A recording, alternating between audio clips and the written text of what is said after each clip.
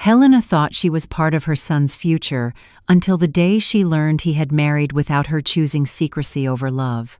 For years, she had sacrificed her savings to keep Adrian and his wife Celine comfortable, only to discover that they saw her not as family but as a bank account with feelings.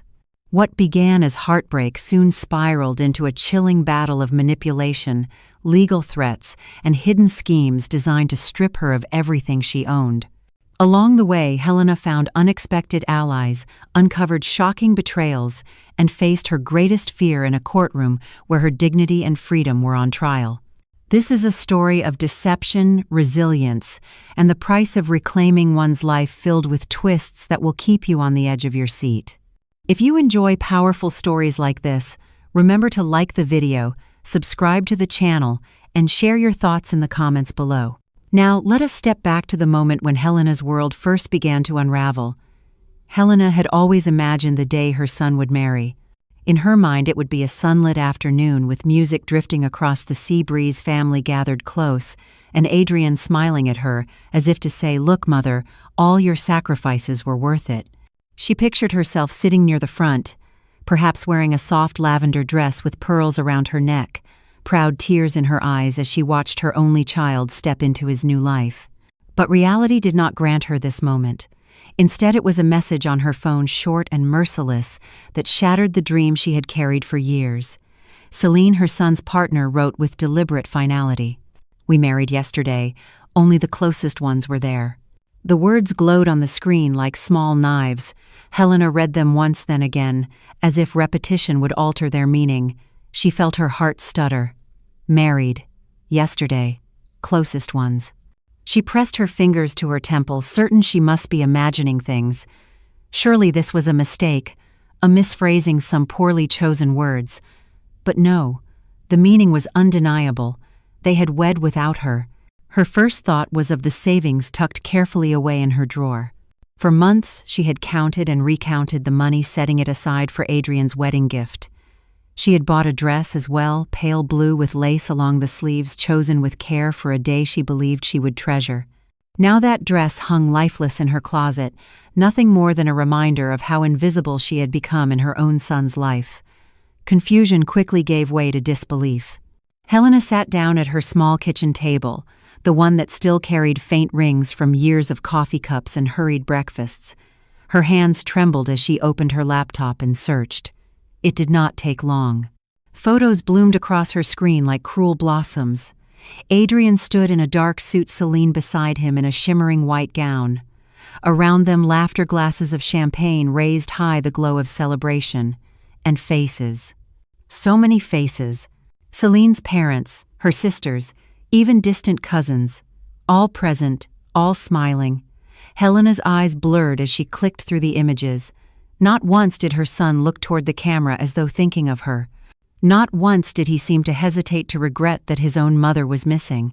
She had spent years believing that love was expressed in sacrifice, that every transfer she made, every bill she paid was a silent investment in a future where she would still belong. Yet here she was scrolling through proof that she had been written out of the story. The betrayal dug deeper with every memory that surfaced. The groceries she had delivered when Celine complained of long work hours. The rent she covered when Adrian lost his job. The new sofa she purchased so their apartment might feel welcoming. She had poured herself into their lives until her own had become little more than a shadow. And what had she gained? 4 words that cut through her like a blade. Only the closest ones. As the evening darkened outside her window, Helena sat frozen in her chair, the screen casting harsh light against her lined face. The tide crashed faintly beyond the cliffs, but she hardly noticed. Something inside her was unraveling, a long thread of illusion pulling free until nothing remained but bare truth. She had not been forgotten by accident. She had been excluded deliberately. Someone had chosen to erase her, and that someone was Celine. Helena tried to call Adrian, desperate to hear his voice, to catch even a note of apology that might steady her. The phone rang once, twice, and then cut to silence. No answer. She tried again and again, each attempt ending in the same hollow void.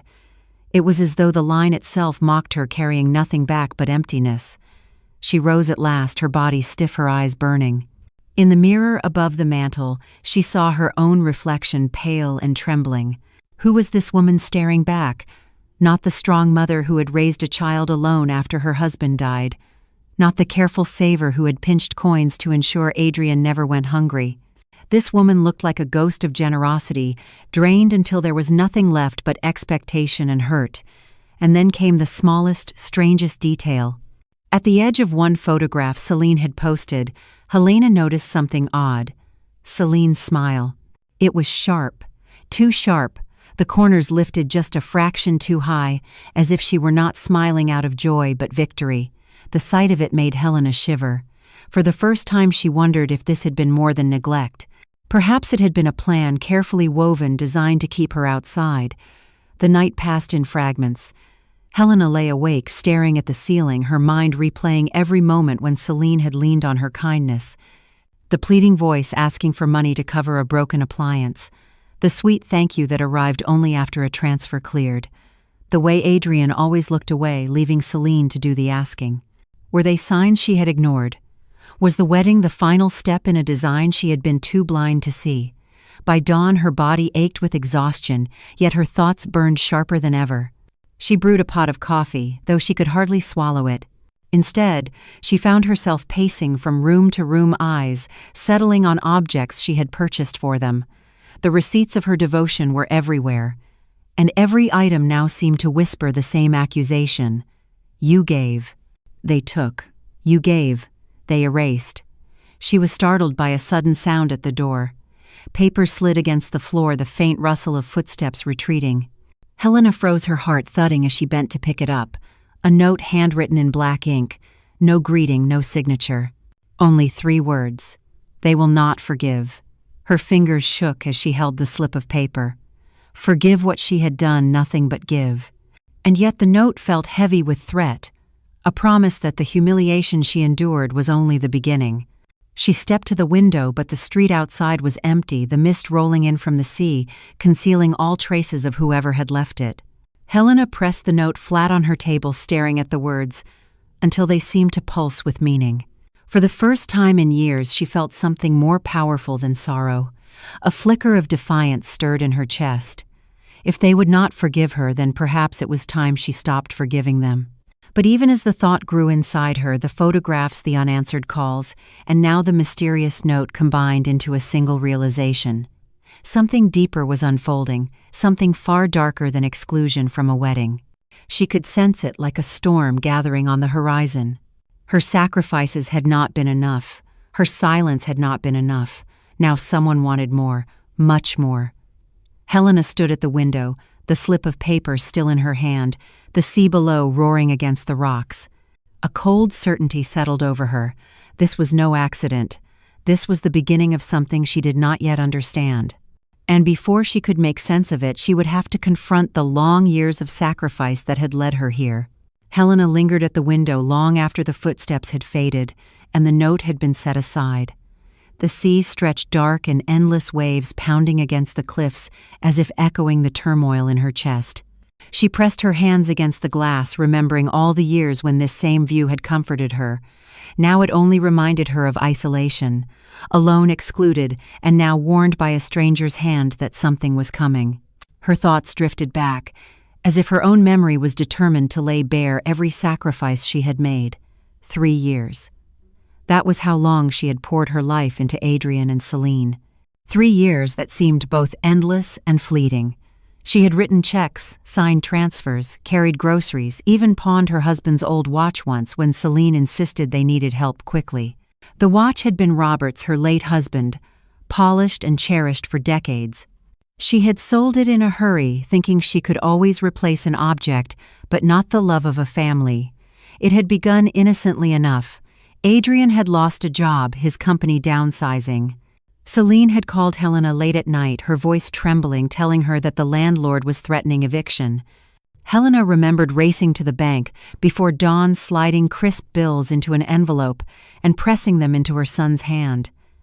Adrian had looked away, ashamed, perhaps, though he said nothing. Celine had smiled and kissed her cheek. "You saved us," she had whispered.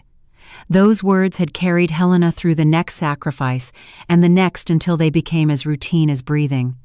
Rent was the largest burden. Month after month, Helena wired $500, believing she was helping them get back on their feet. Yet the months stretched into years and still the requests came. Then there were groceries. Celine liked imported cheeses and wines, things Helena could not afford for herself, but bought anyway because she could not bear the thought of them lacking. She told herself it was temporary, that once Adrian found steady work again, everything would change. But the truth was more bitter. Even when Adrian did find another job, the calls did not stop. If anything, they grew. A new car that needed insurance. A broken air conditioner. Celine's dental treatment. Each request was wrapped in urgency, laced with just enough fear to make Helena feel indispensable. She convinced herself that this was love. That her role as a mother, as a second mother-in-law, was to give without measure. And so she did. One night she had sat at her kitchen table surrounded by unpaid bills of her own. She had planned to treat herself to a trip she had dreamed about for years, a small tour through Italy where she could visit the libraries and cathedrals she had studied in books. Instead, she tore the brochure into pieces and used the money to buy a dining set for Adrian and Celine. She imagined them gathered around it with friends, happy and secure, and told herself it was worth it. Yet the joy she expected never came. The more she gave, the less she seemed to exist. Her visits were rare, her phone calls shorter. Celine often answered with clipped words promising to call back, but never doing so. Adrian, her own son, seemed swallowed by silence. When she did see him, he was distant, his eyes darting elsewhere, as if weighed down by guilt he could not voice. Helena had tried to ignore the unease that crept into her thoughts. Perhaps they were simply busy. Perhaps they needed space as newlyweds once would. Yet each time she delivered help, the silence between them grew louder. And still she gave, because what else could a mother do but keep trying? Now, standing at the window with the note still on her table, she saw the past with cruel clarity. Every transfer had been a brick in the wall that kept her outside. Every sacrifice had been twisted into proof that she existed only to serve. She had not been blind, she realized. She had been unwilling to see. She crossed the room and opened the drawer where her bank statements lay. Line after line told the story in numbers more merciless than words. $18,000 for rent, $8,000 for food and household expenses, thousands more for gifts, for repairs, for medical treatments, nearly $40,000 over 3 years.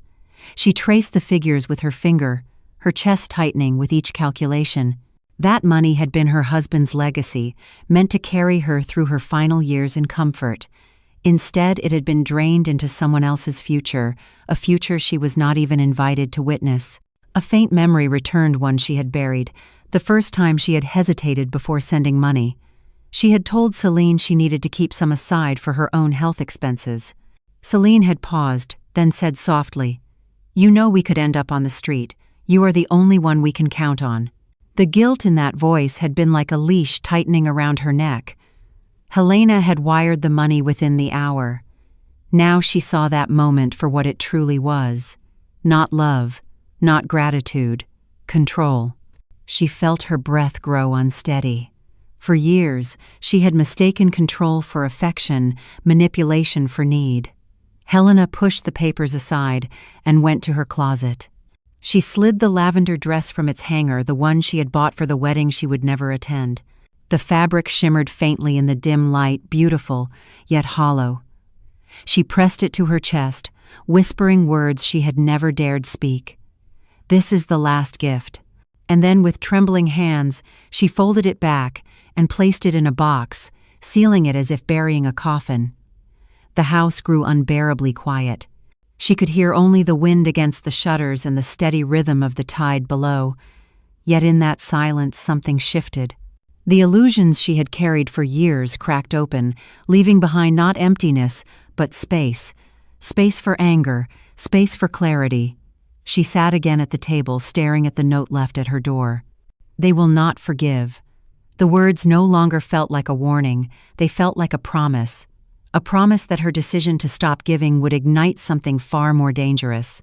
Helena leaned back, closing her eyes. For the first time, she wondered what Adrian and Celine might do without her money. how far they would go to preserve the life she had financed.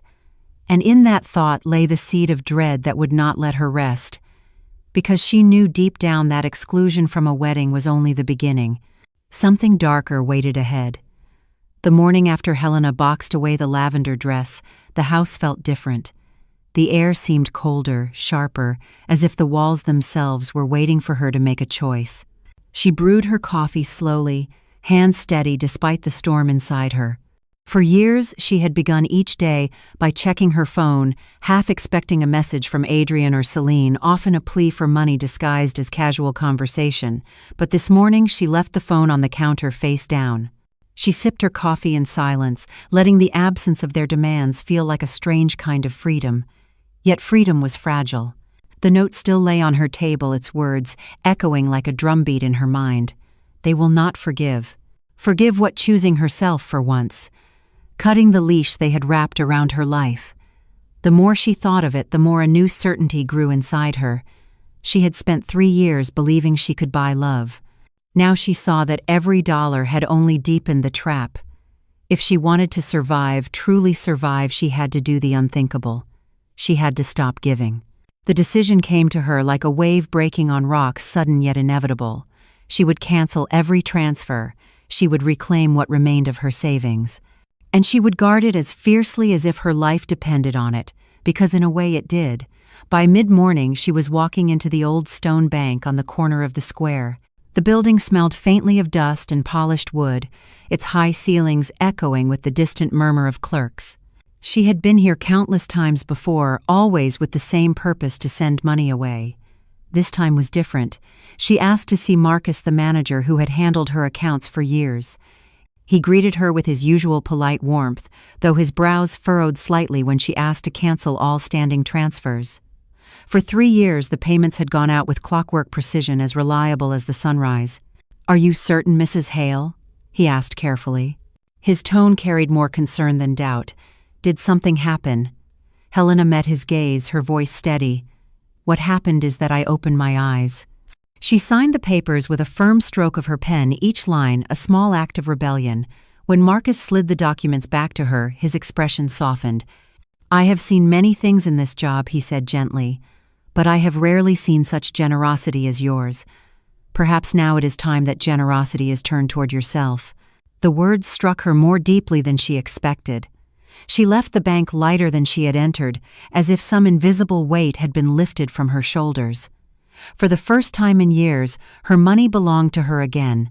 She walked slowly through the square, noticing the bright stalls of the market, the sound of children chasing each other, the smell of fresh bread wafting from a bakery. It all felt strangely new, as if she were returning to a world she had forgotten existed.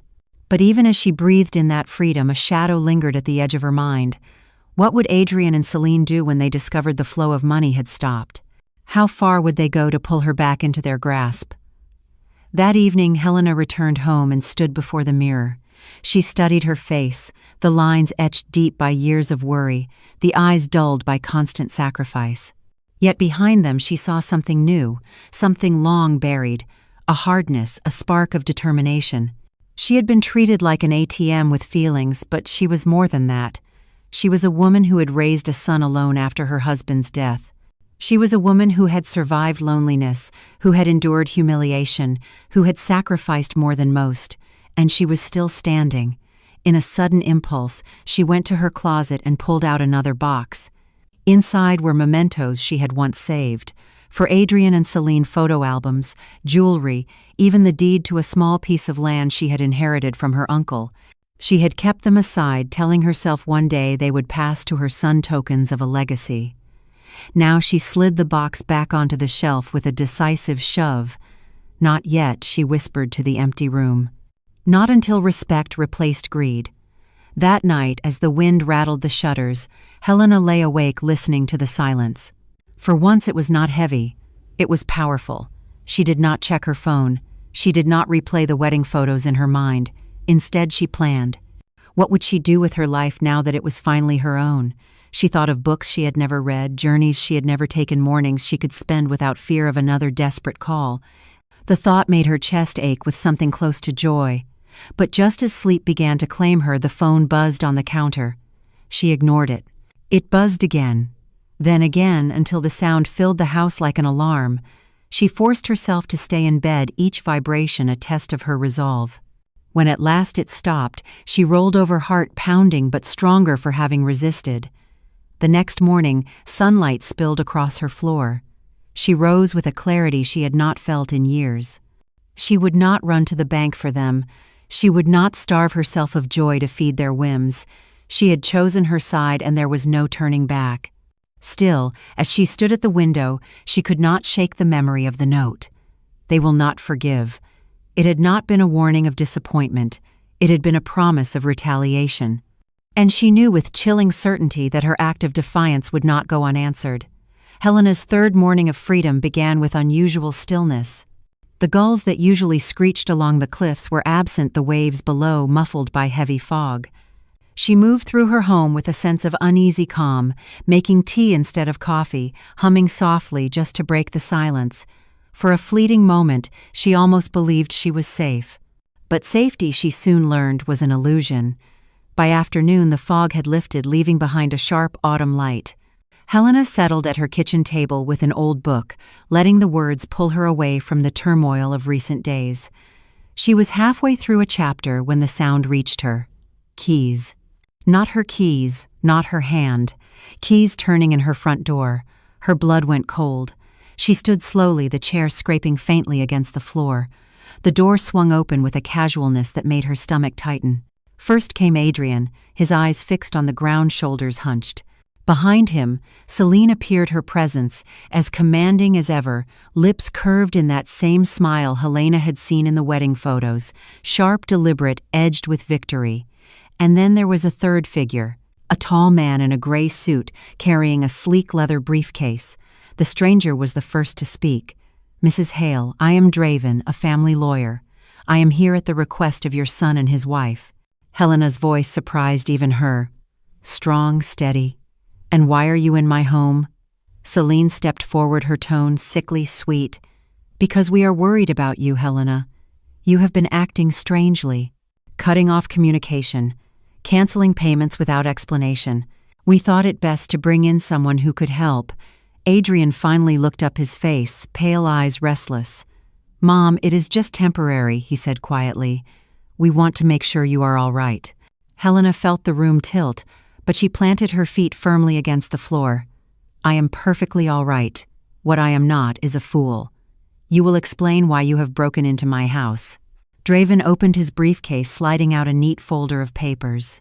His voice carried the calm assurance of someone who had delivered this speech many times before. "Mrs. Hale, your family believes you may not be capable of managing your finances any longer. They are asking you to sign a temporary power of attorney. It would give Adrian authority over your accounts until your condition stabilizes." Condition. The word struck Helena like a slap. What condition? Celine placed a hand against her arm, feigning tenderness. "Helena, you have been confused. Everyone sees it. You cancel things, you isolate yourself. You installed locks and cameras as if someone were after you. It is not normal. You need guidance." Helena pulled her arm away. "I see clearly now, more clearly than ever. And what I see are two adults who cannot stand on their own feet." Draven's polite smile did not falter. "Mrs. Hale, if you refuse, they may be forced to petition the court. That process is long and unpleasant. Signing now would make things easier for everyone." Adrian spoke then, his voice breaking slightly. "Mom, please. We have bills, the car, the rent. You cannot just abandon us." There it was, the truth laid bare. Not love, not worry. Bills. Obligations. Money. Helena straightened her back, her voice cold as steel. "I have not abandoned anyone. I simply decided to live my own life, and I will not sign away what is mine." Celine's smile cracked. She dropped the sweetness, her tone sharpening into accusation. "Everything you have will belong to Adrian one day anyway. We are only trying to protect it before you waste it on nonsense." Helena felt something deep inside her snap, but it was not fear. It was resolve. Out. For the first time, her son looked directly at her. His eyes were no longer pleading, but hard, angry, the eyes of a man denied what he believed was his. "Mom, you do not understand. You cannot just shut us out." "Who says I cannot?" She stepped forward, pointing toward the door. "For years I paid rent on a home that was not mine. I filled a refrigerator in a kitchen where I was not welcome. I financed a life that erased me. But those days are over." Draven closed his folder with deliberate calm, sliding it back into his case. "Mrs. Hale, you are making a mistake. The law gives your children rights. If they petition for guardianship, a judge could decide in their favor." The room seemed to shrink, shadows stretching across the walls. Helena's pulse raced, but she held Draven's gaze. "Then let the judge hear me. Let him see who I am." For a moment silence hung heavy. Then Celine's mask dropped completely. Her eyes burned with open fury. "You cannot do this to us, Helena. We counted on you. We made plans. You owe us." Helena's laugh was low, bitter, almost cruel. "I owe you nothing." She opened the door herself, the hinges groaning as if reluctant. "Out. All of you." Adrian lingered, his face twisting between anger and regret. He finally muttered, "This will end badly for you. You will end up alone." Helena met his gaze one last time. "I have been alone for years, Adrian. The only difference is that now it is by choice." They filed out, their footsteps echoing against the porch. Celine's final glance was a dagger of hatred, and Draven's parting words hung like a threat. "This is not over, Mrs. Hale." When the door closed, Helena pressed her back against it, her heart hammering. The house was silent again, but it was no longer the silence of peace. It was the silence before a storm.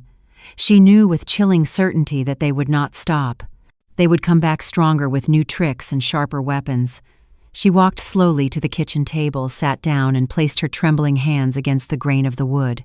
The note still lay there, stark against the polished surface. "They will not forgive," she whispered into the empty room, "and neither will I." But as night fell across the sea, a question gnawed at her. What would they try next? How far would Adrian and Celine go to reclaim the life she had taken back for herself?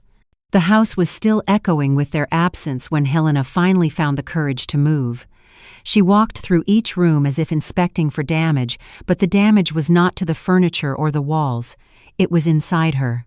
Her sanctuary had been violated, her trust in her own son shredded before her eyes. Yet even in the wreckage of that confrontation, something solid had begun to form within her. She was no longer the woman who rushed to the bank at every plea. She was no longer the ghost who lived only to finance someone else's life. The invasion had shown her exactly how far Adrian and Celine would go, and it had given her a new resolve. If they wanted a war, she would not fight it alone. The next morning, Helena returned to the bank. Marcus, the manager, looked up from his desk with surprise as she entered. He had expected perhaps another transfer, another quiet act of surrender. Instead, Helena sat down across from him with steady eyes. "Marcus, I need to protect what I have left. Every account, every paper. I want to know how to lock it all down." He leaned forward, concern flickering in his expression. "Mrs. Hale, has something happened?" She hesitated, then told him everything. The wedding, the exclusion, the money, the invasion of her home. His face darkened with each detail. When she finished, he folded his hands together as if holding back anger on her behalf. "Helena, what they are doing is not just cruel. It borders on criminal. Elder financial exploitation is a crime, and you have enough evidence to make a case." Hearing the word crime unsettled her, but it also lit a spark of vindication. For years she had excused their actions as desperation, as immaturity, as anything but malice. Now she saw the truth. Marcus guided her through documents, signatures, and locks on her accounts. Every form she signed felt like reclaiming a piece of herself. By the time she left the bank, her shoulders were lighter. For the first time in years, she felt the faint thrill of control. That afternoon, she stopped at the small grocery on the corner. As she carried her bags out into the sunlight, a voice called softly from across the street. "Mrs. Hale." It was Eleanor Brooks, the widowed artist who lived 2 houses down. Helena knew her only in passing, a polite wave at the mailbox, a brief nod in the market. But now Eleanor's face held something different, something urgent. "I heard voices at your house the other day, raised voices. Is everything all right?" For a moment Helena considered brushing it off. But there was a warmth in Eleanor's gaze, a sincerity that disarmed her. She found herself inviting her neighbor in for tea. Inside, as the kettle hissed, Helena told the story she had kept hidden. She spoke of the years of sacrifice, the secret wedding, the cruel words the lawyer in her home. Eleanor listened in silence, her hands folded around her cup. When Helena finished, Eleanor's eyes glistened. "I know exactly what you are going through," she said softly. Helena frowned. How could she possibly know? 5 years ago, Eleanor continued, my daughter did the same to me. She drained my savings, threatened to put me in a care home if I did not hand over control. For months, I believed her threats. I thought I would lose her if I resisted. But one day I realized I had already lost her, at least the version of her I loved, so I cut her off. It was the hardest thing I ever did, but it saved my life. Helena sat stunned. She had thought her pain was singular, a punishment reserved for her alone. Yet here was proof that others had walked this path before her. The revelation was both comforting and terrifying. Eleanor reached across the table, gripping her hand. "You are not alone, Helena. You may think they hold all the power, but they do not. They only have what you give them. Stop giving and they crumble." That night, Helena could not sleep. Eleanor's words echoed in her mind. Stop giving, and they crumble. But her son was not crumbling. He was plotting. She could feel it. The next day, Helena's suspicions grew sharper. At the market, she overheard whispers. Someone had been spreading rumors about her, saying she was losing her memory, acting paranoid, confusing dates and names. The words chilled her. She bought her bread and apples quickly, her eyes scanning the crowd. Who had said it? Who had believed it? By evening, the answer was clear. Celine. Helena received a message from an old acquaintance, cautious but direct. "I heard from Celine that you are not well, that you need help managing things. Is it true?" The words confirmed what Helena feared. Celine was not content with money. She was building a case brick by brick, painting Helena as incompetent. The invasion had not been a desperate act. It had been step one in a larger plan. That realization cut deeper than any insult. But it also fueled her resolve. If they wanted to use lies, she would use truth. She would gather proof, allies, and strength. She returned to Eleanor the next morning, determined to know more. Eleanor welcomed her with a knowing smile and introduced her to 3 other women from her artist circle. Each one had a story: a brother who forged signatures, a son who demanded loans with threats, a granddaughter who vanished when the money stopped. Helena listened, each tale piercing her like a shard of glass. She was not alone. She was one of many, and for the first time she realized that knowledge was power. As the women shared, Helena felt something rise within her, not just anger but clarity. She would not wait passively for Adrian and Celine to strike again. She would prepare, she would fight. But as she walked home at dusk, the street unusually quiet, she noticed something that sent a chill down her spine. A car idling at the corner. Inside, 2 figures sat in shadow. She could not see their faces, but she knew. They were watching. Helena closed her door and leaned against it, heart pounding. The war had already begun, and she would need every ally, every ounce of strength to survive what was coming next. Helena did not sleep that night. The image of the idling car clung to the edges of her thoughts like fog to the cliff. She moved through the house with the lights low, one hand on the wall, as if the plaster could steady her. By dawn, resolve had settled where fear had lived. Watching was not the same as owning. They could lurk at the corner, they could whisper in markets, but they could not take what she refused to give. She called Marcus at the bank as the doors opened. His voice carried a quiet steadiness that felt like an anchor. He arranged a morning appointment with a lawyer who handled financial exploitation cases. The name on the card was Victor Hale. The coincidence of the surname made her pause. Marcus only smiled at the detail. "Fate likes to leave a breadcrumb or two," he said softly. Victor met her in a glass-walled room that smelled of paper and coffee. He was not theatrical. He listened. He took notes. He asked careful questions and let silence do some of the work. When she finished, he sat back and folded his hands. "What your son and his wife have done is a pattern I know well. It begins with dependence. It grows into expectation. When the money stops, the story becomes confusion and decline. Then they reach for the law like a lever. But levers work both ways. He laid out a plan in simple steps. First, document everything. Every transfer, every rent payment, every grocery delivery, every cash envelope, every message that mentioned money. Second, secure the accounts, add alerts, move a portion of funds into a new bank with no shared history. Third, build witnesses and records. Speak with the pharmacist about rumors. Speak with neighbors who had seen the invasion. Install a basic camera at the door to record trespass without fanfare. Finally, schedule a full-capacity evaluation with a reputable clinician. The best defense is truth on paper, he said. We will need it soon. Helena left the office with a checklist in her pocket and a strange new clarity in her step. She began with the past. She spread bank statements on her dining table like a map and marked each entry in red pencil. Rent for 36 months. Grocery transfers, the sofa, the air conditioner repair, the dental work. She added cash withdrawals recorded in her calendar beside notes of desperation. Need help for car. Need help for emergency. Need help for rent. The numbers formed a shape she could no longer ignore. Nearly 40,000. 3 years buried under polite demands and soft thanks. In the afternoon, she walked to the pharmacy. Mr. Green stood behind the counter, a kind-faced man with tired eyes.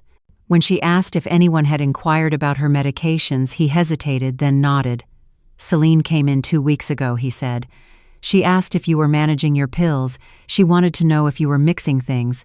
I told her you buy vitamins and aspirin and nothing else. She seemed pleased by that. I thought it odd. Victor had prepared a short statement template. Mr. Green read it, made small edits, and signed. Simple words, but they felt like a stone placed in a foundation. One fact set firmly where rumor had tried to grow. Back home, Helena noticed a thin scatter of pale scraps at the base of her mailbox. She knelt and brushed them into her palm. Paper cut into strips, then torn again. A familiar watermark shone in the light. The logo of her bank. She closed her fingers until the edges scratched her skin. Someone had fished for her mail and shredded the evidence on the curb. The gesture was as clumsy as it was cruel. It said, "We see you." It said, "We will rattle you." She rose slowly and swept the scraps into a jar. Proof, not fear. Eleanor arrived that evening with a small casserole and a firm embrace. Helena showed her the jar. Eleanor nodded, practicality shining where anger wished to flare. Keep it, date it, photograph it. Then she took a set of notes with brisk precision. She had once run a gallery and knew how to keep records that held in front of skeptical eyes. 2 neighbors from the artist circle joined them at the table. Each wrote what they had seen. Strange cars idling, raised voices on the day of the invasion, a lawyer with a leather case leaving the house. Facts laid side by side, calm as stones. The next day, Helena met Dr. Moore, a clinician Victor recommended. The office was bright and spare. On the wall, a simple landscape in soft greens. The appointment lasted 2 hours. Memory tests, reasoning exercises, questions about her routines and her finances. Dr. Moore was direct but kind. When they were done, she spoke without flourish. Your results are strong. Your reasoning is clear. I will send a full report by the end of the week. Helena thanked her and walked out into autumn light that seemed for a moment to lift the weight from her shoulders. The weight returned the following morning. A visitor arrived from the Office of Senior Services. She carried a clipboard and a professional smile that did not quite reach her eyes. We received a report that you may be at risk, she said. It is a routine wellness check. May I come in? The script was careful. The timing was not. Victor was at Helena's side within 20 minutes, his presence quiet but immovable. He reviewed the identification and asked to see the report triggers. He did not raise his voice. He did not threaten.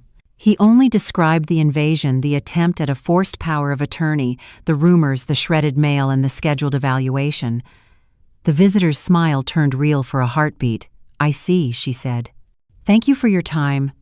She left with a measured nod that felt like the slow pivot of a gate. That afternoon, Helena changed the locks. A local installer mounted a simple door camera and showed her how to view the feed. No grand fortress, no paranoid fortress. Just a clear record of who came and went. When dusk fell, the same car slid to the corner and idled. The camera caught the shape of a face in the driver's seat, turned toward the house, then away. Evidence quiet and unblinking. The calls grew sharper. First unknown numbers that rang until the line went to silence. Then messages that pretended worry and carried threat. You have always needed guidance. Think of your health. Think of family.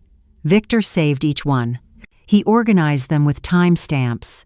He grew a file that told a story without adjectives. He added printouts from Helena's social pages, where Celine had posted a painted concern, so sad to see memory fade. Prayers for strength. The comments beneath were a tangled vine of sympathy and the odd doubt. Victor highlighted nothing. The page was its own indictment. Marcus called with a latest alert. An inquiry had been made into Helena's balance by a lending office across town. It bore Adrian's signature as a co-applicant. The request was denied, but the attempt was recorded. Marcus sent the document through a secure channel, another stone on the pile. On the fifth morning, a formal envelope slid under her door. A petition had been filed in family court. Adrian requested temporary guardianship on the ground of mental decline and financial mismanagement. A hearing had been set for 2 weeks. The language was thin and mean, dressed in polite clothing. Victor read it once, then twice. He drew a breath that carried no panic. "We expected this," he said. "Good. Now we can meet them in daylight." The days that followed were a march. Helena rose early. She ate, rested, and worked to the list. She met with 2 more neighbors. She printed statements and labeled each packet. She walked to the sea at noon, let the wind fill her lungs, and returned to her desk. Eleanor called each evening to check a box and to remind her to sleep. Her hands trembled sometimes, but her handwriting stayed straight. On the 7th night, a knock sounded soft against the new lock. Helena checked the camera first. A man in a dark suit stood on the porch, hat in hand, alone. Draven, the lawyer who had walked into her home, stared up at the lens, then down at his shoes. He spoke through the wood with careful calm. "There is still time to avoid court, Mrs. Hale. Sign a narrow power of attorney, and the petition disappears. This will be easier for everyone." Helena did not answer. She let the camera record. After a long minute, he left a folder on the mat and walked away. She opened the door only when his car had turned the corner. Inside the folder, a draft document waited with blank lines. Her name, Adrian's name, language about confusion and care. She slid the draft into a sleeve and wrote a date on the top. The next morning, Victor spread the gathered record across his conference table: bank proofs, witness statements, the clinician's summary, the wellness check note, the mail fragments in a clear bag, the video stills of the idling car, the denied lending inquiry marked with a bright stamp. He tapped the table once with his index finger. This is not only a defense. This is a story with a spine. Helena sat with her back straight and her hands steady. For a moment, she let her gaze rest on the window. Beyond the glass, the city moved in small, ordinary ways. A bus sighed. A child laughed. A woman crossed with a bouquet in her arm. Life went on, indifferent and immense. It steadied her. Victor closed the folder and met her eyes. "They will press hard in the hearing," he said. "They will cry. They will talk about safety and love. They will say you are confused. They will say you are manipulated. They will ask the court to protect you from yourself. We will bring facts. We will bring voices. We will bring the truth." Helena nodded. Her fear had not vanished, but it had learned its place. It would walk beside her, not before her.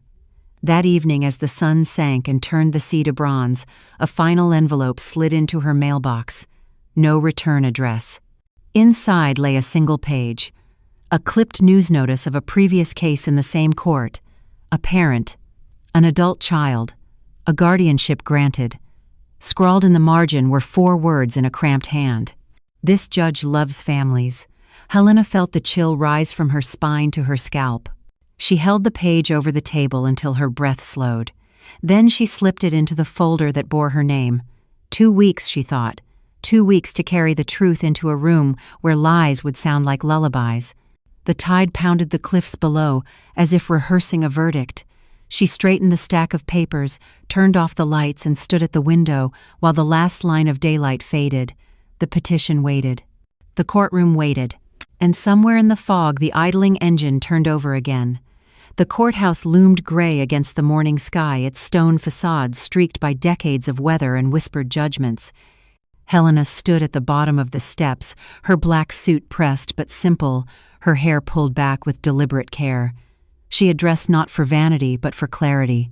Today, she would not appear as a frail woman to be pitied, nor as a confused elder to be managed. She would appear as herself, steady, sharp, unyielding.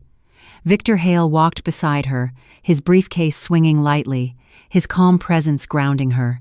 "Remember," he murmured, "the burden is on them. They must prove incompetence. We must only show the truth." Helena nodded, though her chest ached with the weight of betrayal.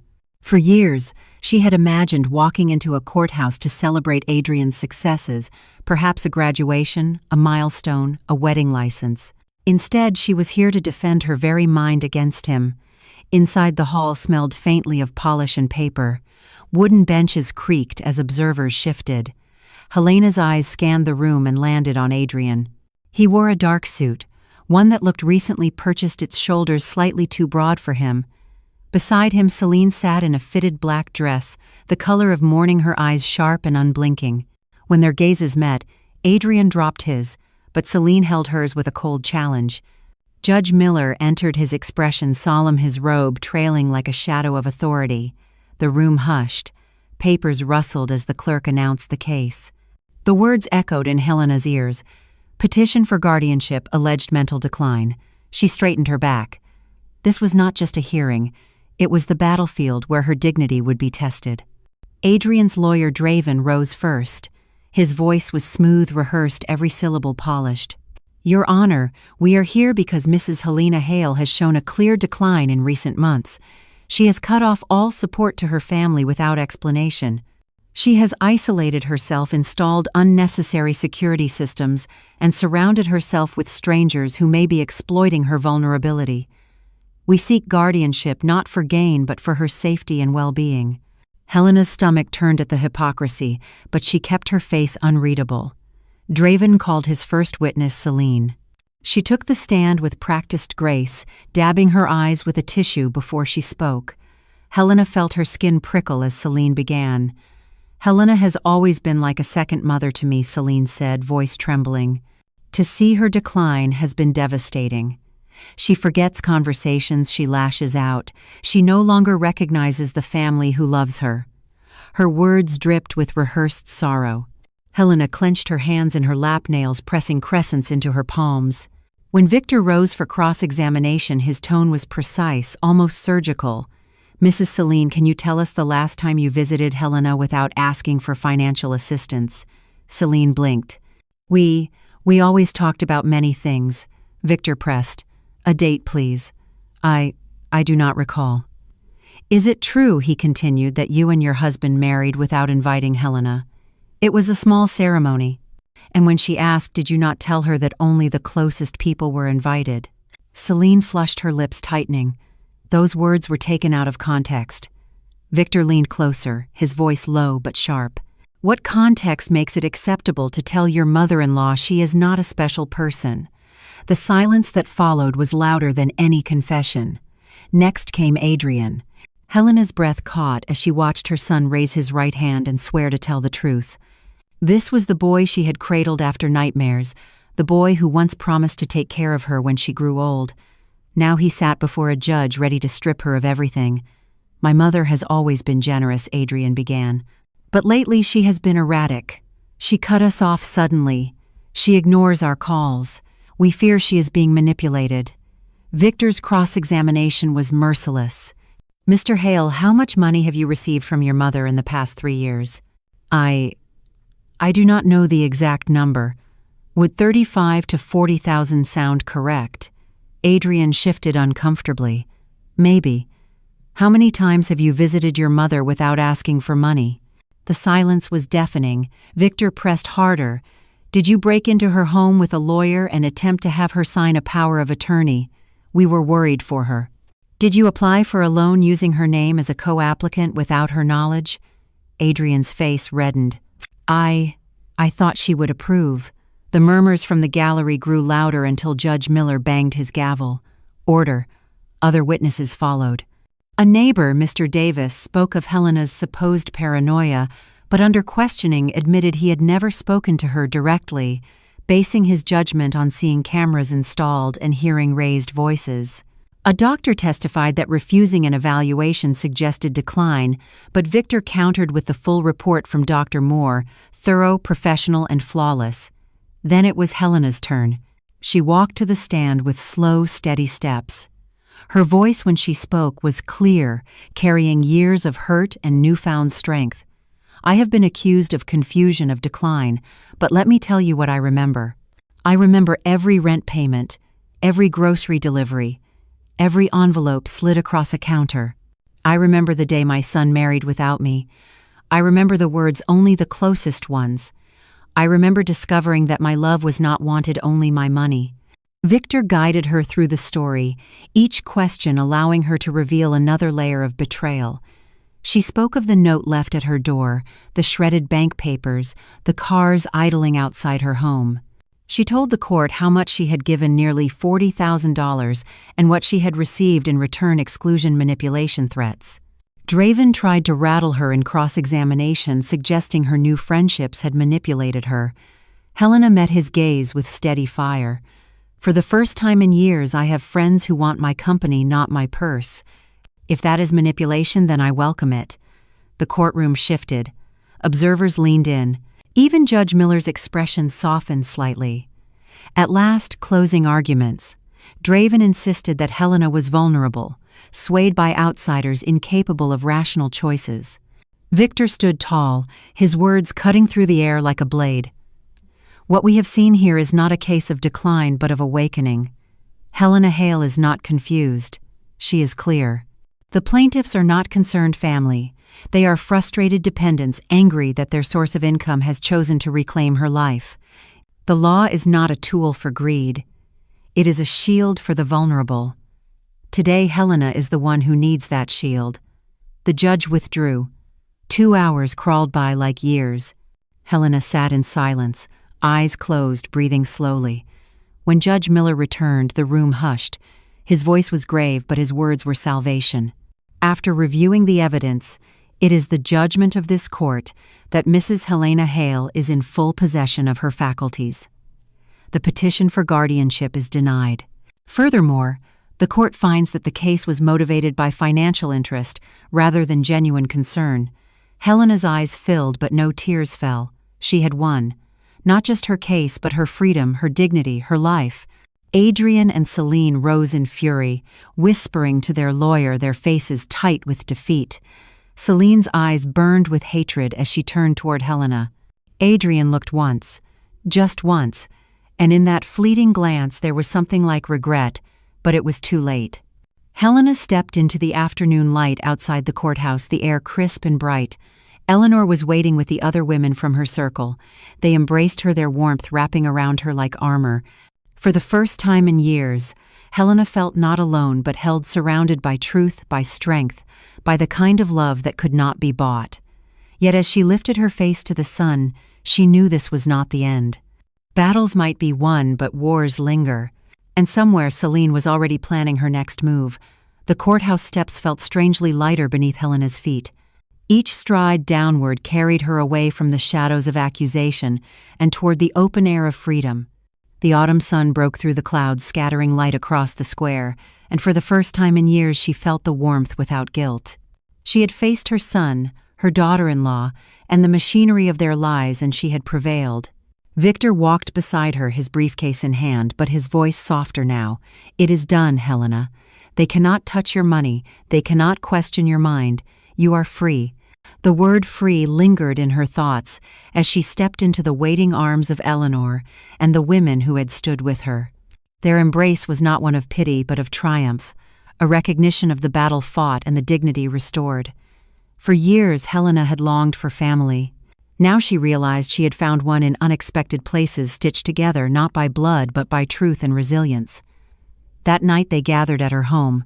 The dining table that had once been covered in bills and receipts now held wine glasses and plates of food. Laughter filled the air, real laughter, not the forced gratitude she had once bought with transfers and sacrifices. Eleanor toasted her with a raised glass. To Helena, who fought not only for herself, but for every woman who has ever been treated as a purse instead of a person.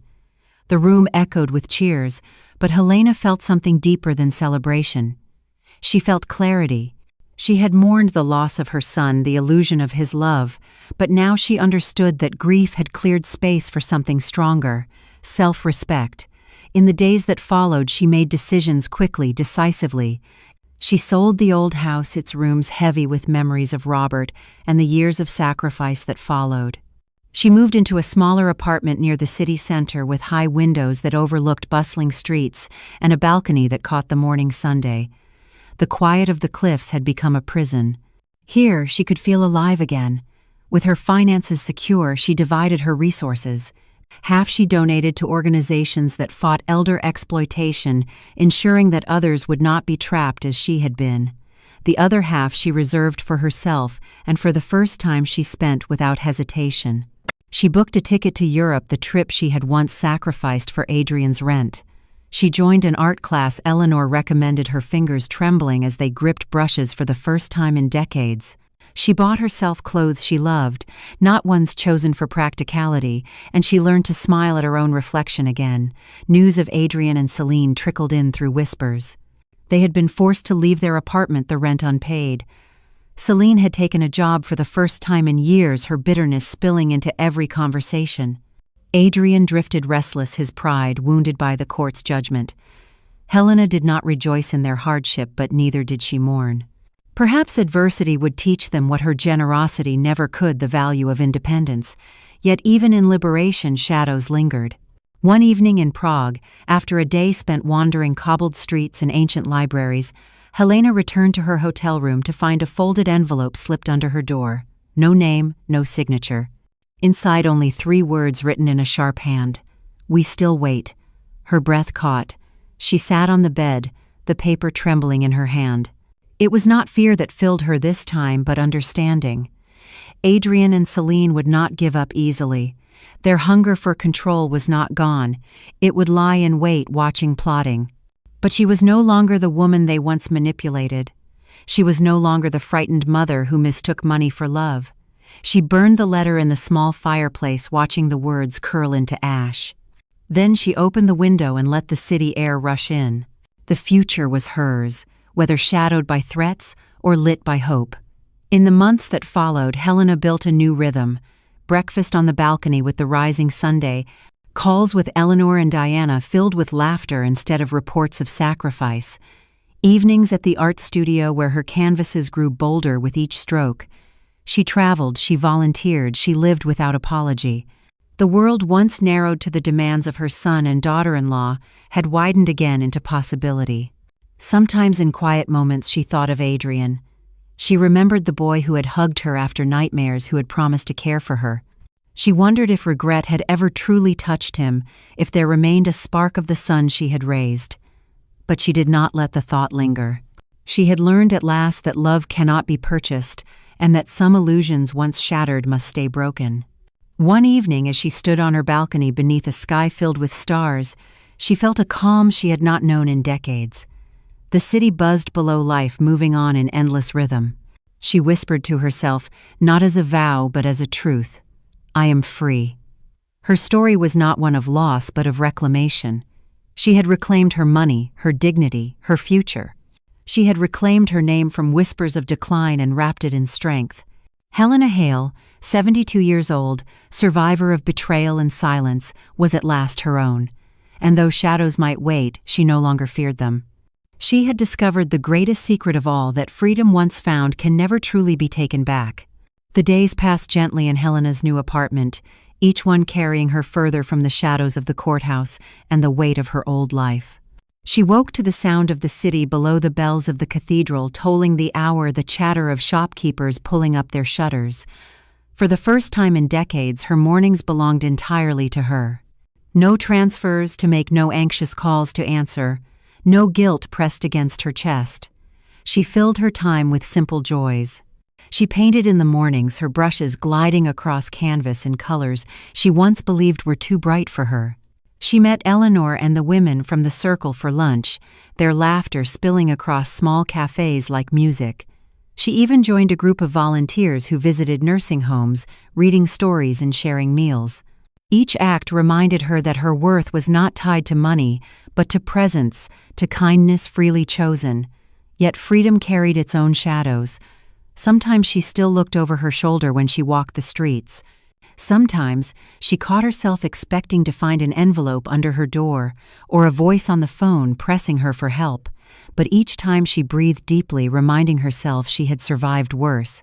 She had faced the courtroom, the lies, the invasion of her home. If the past returned, she would face it again stronger than before. Letters came from her sister Diana in Chicago, filled with warmth and relief. "I cannot tell you how proud I am," Diana wrote. "For years I watched you shrink yourself to fit into the hollow shape they carved for you.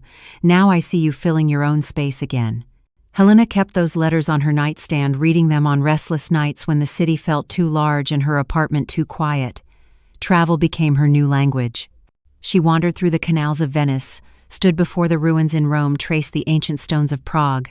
In every city she carried a small notebook, sketching or writing fragments of thought. Once sitting by the River Seine in Paris, she wrote a single line that stayed with her. "I thought I was saving them, but in truth I was losing myself. Now I am found." But liberation did not erase memory. One evening as she painted in her apartment, her phone buzzed with an unfamiliar number. Against her better judgment, she answered. For a moment there was only silence. Then a voice she knew better than her own heartbeat. "Mom." Adrian's voice was raw, strained. She closed her eyes, the brush trembling in her hand. "What do you want?" she asked softly. I wanted to say I am sorry." The words hung in the air, heavy with disbelief. She wanted to believe him, to reach for the son she had once known. But memory rose like a tide. The courtroom. The lies. The betrayal. "Sorry is not enough," she whispered. There was a pause, then a sigh. "I know. I only wanted you to hear it once." The line went dead. Helena sat in silence, the city moving on beyond her walls. She felt no triumph in his apology, only a quiet ache. She realized then that forgiveness was not about them, it was about her. She did not have to give it, she did not have to carry their weight anymore. She set the phone aside, dipped her brush in paint, and pressed color onto the canvas with new certainty. Weeks passed, then months. Adrian and Celine faded from her daily thoughts. Their absence was not a wound, but a healing. She built new traditions. Sunday dinners with Eleanor, mornings at the market, evenings, with books she had neglected for years. Each small act became a declaration that her life belonged to her alone. One afternoon she visited the cemetery carrying fresh flowers for Robert's grave. She knelt in the quiet grass, her hand resting against the cold stone. "Robert," she whispered, "I lost myself after you left. I thought giving everything to our son would keep him close, but it only pushed me further away. I see it now. And I want you to know I have found my way back." The wind moved gently through the trees, and for a moment she felt a calm presence beside her. She smiled through her tears. "I am all right, Robert. I am finally all right." By the time spring came, Helena had transformed. Her canvases were brighter, her laughter freer, her steps lighter. She was 72 years old, but she felt reborn. She had learned that life did not end with betrayal. It began anew with truth. One evening, sitting on her balcony as the sun set, she thought back to the words that had once haunted her, only the closest ones. They had cut her like a knife, excluding her from the day she had dreamed of. But now she realized the phrase no longer hurt. It was simply false. Because the closest ones were not those who demanded money or spun lies. The closest ones were those who stood beside her when she had nothing left to give. Eleanor, Diana, the circle of women, Victor, Marcus. They were her family now. As the stars emerged, Helena lifted her glass of wine in a silent toast. To freedom, to truth, to love that cannot be bought. she smiled, her heart steady. The past might still cast shadows, but she had claimed her light. Helena's journey reminds us of a truth too often hidden. Love cannot be purchased, and sacrifice does not guarantee gratitude. True family, whether by blood or by choice, values us for who we are, not for what we provide. Setting boundaries is not cruelty, it is self-preservation. And sometimes the most powerful act of love is to love ourselves first. If you found Helena's story moving, take a moment to reflect. Are there places in your life where you give too much, hoping for love in return? Remember that you deserve respect, dignity, and care without condition. If this story resonated with you, please like the video, share it with others who may need to hear it, and leave your thoughts in the comments below. Have you ever faced a situation where you had to reclaim your own freedom? I would love to hear your experiences. And do not forget to subscribe to the channel for more powerful life stories like this one. Your support helps keep these stories alive and shared with the world.